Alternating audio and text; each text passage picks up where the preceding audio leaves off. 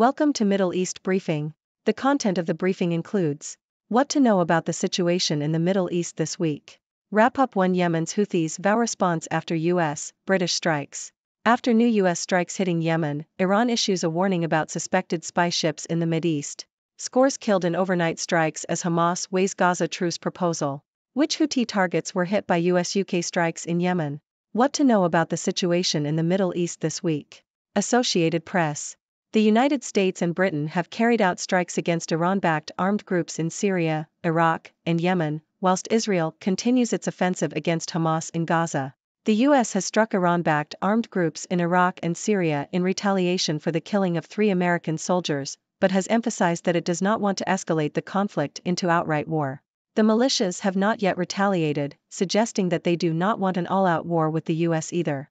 The US and Britain have also carried out strikes on Houthi rebels in Yemen in response to attacks on international shipping in the Red Sea. WRAPUP 1 Yemen's Houthis vow response after US, British strikes. Yahoo! The US and UK launched strikes against 36 Houthi targets in Yemen, in the second day of major US operations against Iran-linked groups following a deadly attack on American troops last weekend. The strikes late on Saturday hit buried weapons storage facilities, missile systems, launchers and other capabilities the Houthis have used to attack Red Sea shipping, the Pentagon said, adding it targeted 13 locations across the country. They are the latest blows in a conflict that has spread into the Middle East since October 7. After new US strikes hitting Yemen, Iran issues a warning about suspected spy ships in the Mideast. Associated Press. Iran has warned the U.S. against targeting 2 cargo ships in the Middle East that are suspected of being used as a forward operating base for Iranian commandos. The warning comes after the U.S. and the U.K. launched a joint airstrike campaign against Yemen's Houthi rebels. The U.S. strikes in Iraq, Syria, and Yemen have targeted militias backed by Iran, which has caused growing unease in Tehran. The attacks are in retaliation for the killing of 3 U.S. soldiers in Jordan. The Yemen strikes hit 6 provinces held by the rebels, including the capital, Sana'a. Scores killed in overnight strikes as Hamas weighs Gaza truce proposal. South China Morning Post. Scores of people were killed overnight in airstrikes across the Gaza Strip on March 5, after Hamas said it needed more time to consider a proposal that would end the war with Israel in the besieged Palestinian territory. Gaza's Hamas-run health ministry said that at least 92 people had been killed overnight, including in what the group's media office said was an Israeli bombardment of a kindergarten in Rafah where displaced people were sheltering.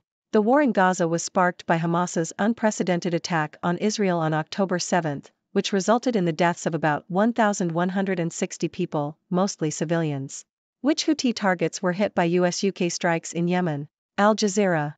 The Houthi group in Yemen has vowed to continue its attacks on Israel despite recent strikes by the US and UK on Houthi-controlled areas in Yemen.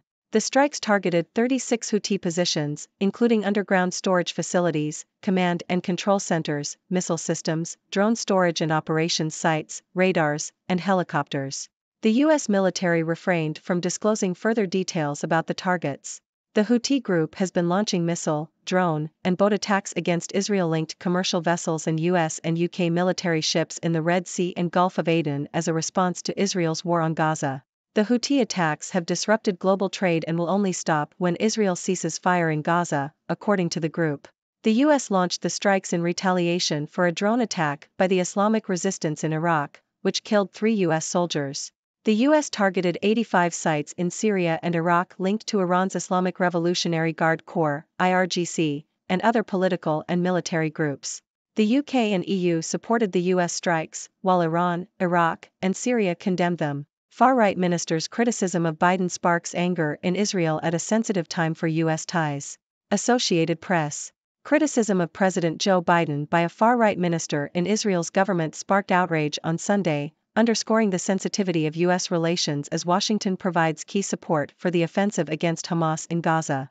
Itamar Ben-Gvir, Israel's national security minister, criticized Biden's approach in an interview, saying Biden was hindering Israel's war effort and that Republican presidential candidate Donald Trump would give Israel greater latitude in fighting Hamas. His remarks drew fire from Benny Gantz, a member of Netanyahu's 3-man war cabinet, who said Ben-Gvir was causing tremendous damage to American-Israeli relations. Here's how the latest US-led strikes have unfolded. New York Times. The United States has conducted a series of retaliatory strikes in the Middle East, targeting Iranian-backed armed groups. The strikes began on January 28 with a drone attack on a U.S. military outpost in Jordan, which resulted in the deaths of 3 service members. The Biden administration blamed an Iran-backed militia from Iraq for the attack and pledged to respond. On January 30, President Biden announced that a response had been decided upon but did not specify what it would be. On Friday, the U.S. carried out airstrikes on over 85 targets in Syria and Iraq, targeting Iranian-backed forces. The strikes focused on command and control operations, intelligence centers, weapons facilities, and bunkers used by Iran's Islamic Revolutionary Guards Corps Quds Force and affiliated militias.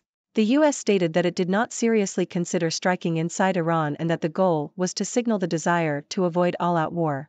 On Saturday, American and British warplanes, along with support from 6 allies, conducted strikes on Houthi-controlled sites in Yemen.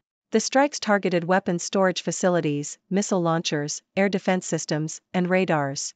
On Sunday, the U.S. carried out another attack on the Houthis, destroying a cruise missile that posed a threat to U.S. Navy ships and merchant vessels in the region. U.S.-UK hit 36 Houthi targets in Yemen amid Gaza war spillover fears. Al Jazeera. The US and UK have carried out airstrikes in Yemen against Houthi-controlled positions, in response to attacks by the Iran-aligned group on US and Israeli interests. The US Central Command also struck a Houthi anti-ship missile that was prepared to launch against ships in the Red Sea. The Houthis have launched a wave of missile, drone, and boat attacks on ships linked with Israel, as well as US and UK military warships, to protest Israel's actions in Gaza. The strikes have also disrupted global trade. The U.S. has blamed the killing of 3 U.S. soldiers in Jordan on the Islamic resistance in Iraq, a coalition of Iranian-linked armed groups. The world reacts to South Africa's ICJ case. Foreign policy. South Africa has brought a genocide case against Israel to the International Court of Justice, ICJ, a move that has made it acceptable to accuse Israel of grave crimes in a major formal international setting. The court has already ordered Israel to take action to prevent acts of genocide in the Gaza Strip. The outcome of the case is less important than the fact that South Africa has dared to take on this issue, which is virtually forbidden to discuss in Washington. This case could have global implications, from its impact on the war in Gaza to its effect on Washington's global leadership. Sullivan says U.S. retaliatory strikes in Middle East not the end of it. Hill. The U.S. has confirmed it will launch additional strikes and action against Iranian-backed groups following its 2 rounds of strikes over the weekend in Syria, Iraq and Yemen. The U.S. military began its first round of airstrikes on Iranian-backed groups in Syria and Iraq last Friday in response to an attack on a base in Jordan the previous week that killed 3 American troops and injured about 40 others. The U.S. and Britain also launched a separate wave of strikes the next day against Houthi rebels, which are also backed by Iran in Yemen. Ladies and gentlemen, I am Dr. Six, your resident observer from the 6 Degrees world, here to bring you the latest news from the Middle East.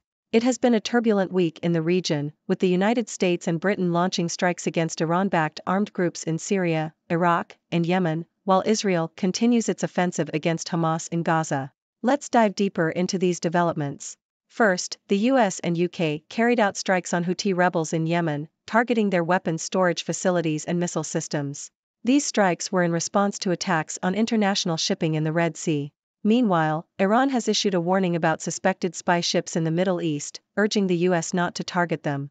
This warning comes as tensions between Iran and the U.S. escalate due to the recent strikes. In Gaza, scores of people were killed in overnight airstrikes after Hamas said it needed more time to consider a proposal to end the war with Israel. The conflict in Gaza has been ongoing since October, with both sides engaging in attacks that have resulted in the deaths of many civilians.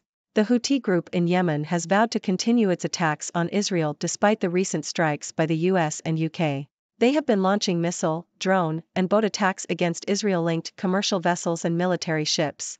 The US strikes in Iraq, Syria, and Yemen are a response to the killing of 3 US soldiers in Jordan. The UK and EU have supported these strikes, while Iran, Iraq, and Syria have condemned them. In Israel, criticism of President Joe Biden by a far-right minister has sparked outrage and highlighted the sensitivity of U.S.-Israel relations. The minister claimed that Biden was hindering Israel's war effort and that former President Donald Trump would have been more supportive. This criticism comes as the U.S. provides key support for Israel's offensive against Hamas. Lastly, South Africa has brought a genocide case against Israel to the International Court of Justice, ICJ, accusing it of grave crimes in the Gaza Strip. This case has global implications and challenges the taboo of discussing Israel's actions in a major international setting. In summary, the situation in the Middle East remains tense and volatile. The US and its allies continue to launch strikes against Iran-backed groups in Syria, Iraq, and Yemen, while Israel presses on with its offensive against Hamas in Gaza. The region is on edge, with potential for further escalation and retaliatory actions. As always, we will keep a close eye on these developments and bring you the latest updates. Stay tuned, and remember, in the 6 Degrees world, anything can happen. Now, let's hear from you, our audience. What are your thoughts on the situation in the Middle East? Do you have any questions or perspectives you'd like to share? We welcome your input and look forward to engaging in a lively discussion. Thank you for tuning in. The content above showcases the latest briefing reports and analytical synopses, thoughtfully curated by the 6Do team. These insights stem from a wide array of reputable media outlets, think tanks, government sources, and specialized experts worldwide. We encourage you to explore these sources for a comprehensive perspective. Keep in mind that while the content may not always align with the official standpoint of 6Do Brief, it's not meant to be taken as absolute directives for decision-making.